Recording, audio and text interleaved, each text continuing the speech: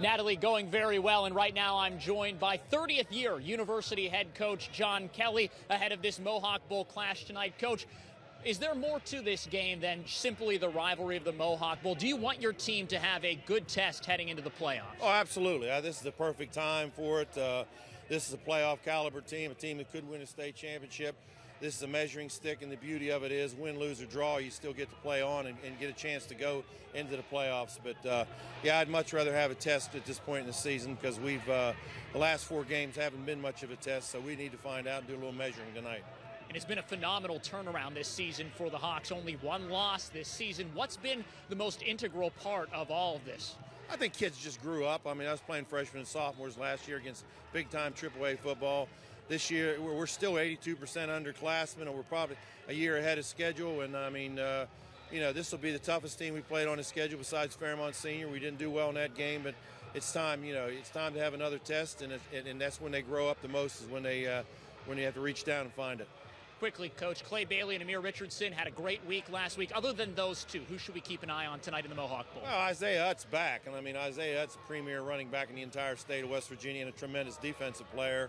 Just committed to West Virginia. They're certainly interested in him, and I think he'll be a factor. And then our defense has to perform like it did in the last few games because these guys have too much skill. They can score anytime and from anywhere on the field. So if that happens, it could be a long night for us. Coach Kelley, good luck. Thanks for the time. Thanks so much, sir.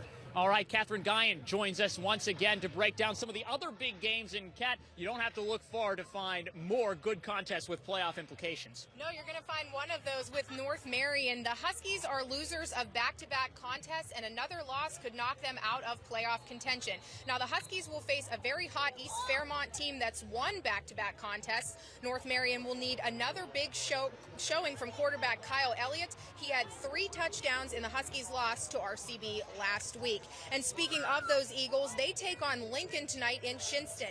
They've become one of the biggest wild cards in the state by winning 3 of their last 4 games. A win for the 6-2 Cougars could help them earn home field in the first round of the playoffs. The Cougars will need to stop RCB's ground game, which totaled more than 200 yards last week. And Catherine, in Class A, Gilmer County will try to keep its perfect season alive when it hosts Parkersburg Catholic.